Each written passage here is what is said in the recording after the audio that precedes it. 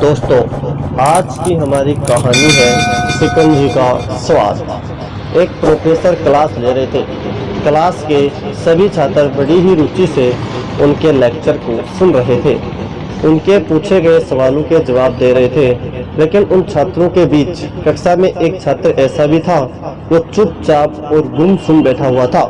Professor ने पहले ही दिन उस छात्र को नोटिस कर लिया, लेकिन कुछ नहीं बोले। लेकिन जब 3-4 दिन तक ऐसा ही चला तो उन्होंने उस छात्र को क्लास के बाद अपने केबिन में बुलवाया और पूछा, तुम हर समय उदास रहते हो, क्लास में अकेले और चुपचाप बैठे रहते हो, लेक्चरर भी ध्यान नहीं देते, क्या बात है? कुछ परेशानी है क्या?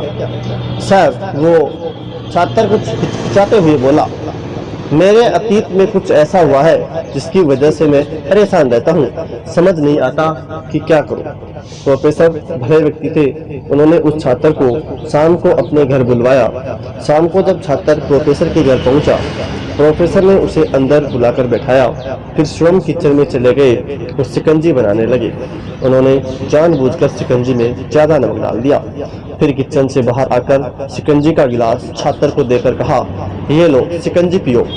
छात्र ने गिलास हाथ में लेकर जैसे ही एक घूंट लिया, अधिक नमक के स्वाद के कारण उसका मुंह अजीब सा बन गया।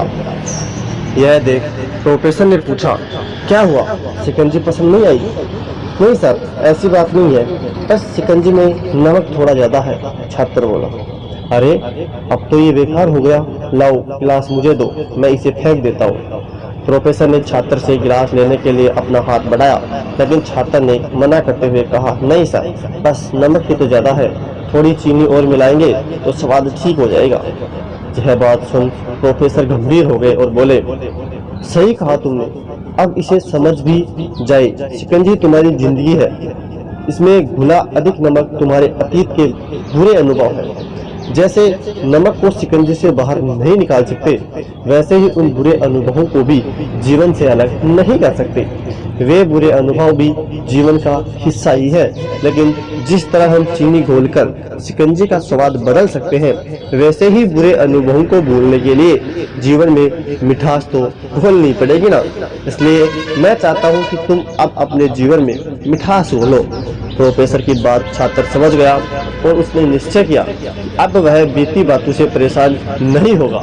दोस्तों, अब हमें इससे सीख क्या मिलती है, सुनिए। जीवन में अक्सर हम अतीत की बुरी यादों और अनुभवों को याद कर दुखी होते रहते हैं। इस तरह हम अपने वर्तमान पर ध्यान नहीं दे पाते और कहीं न कहीं अपना भविष्य बिगाड़ लेते हैं।